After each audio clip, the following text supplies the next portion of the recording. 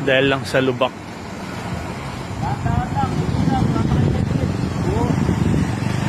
Dahil sa lubak dito sa Santo Tomas, may lubak doon. Ayan, na ano daw yung gulong ni boss, kaya doon sa lubak, kaya ayan ang nangyari sa kanila. May lubak kasi doon eh.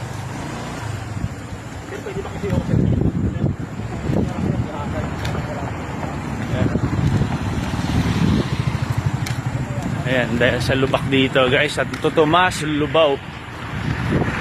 Sana bigyan ng pansin ng DPWH to.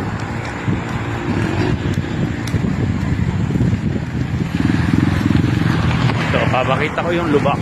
Iniwasan ko rin kanina to eh, kasi ang lalim. Ito.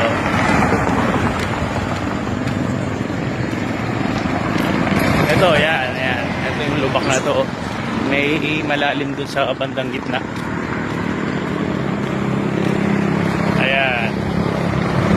Ayan o. Matagal na to eh. Yan. Sana gawa ng paraan. Yan o. Iniwasan nung nakamotor. Kaya ayan. Yan ang nangyari sa kanila. Na disgrasya sila. Bagong taon. Kawawa naman yung mag-asawa. Sana mabigyan ng ano, dito yan lang sa May Wilcon Depot, Santo Tomas, Lubao, Pampanga.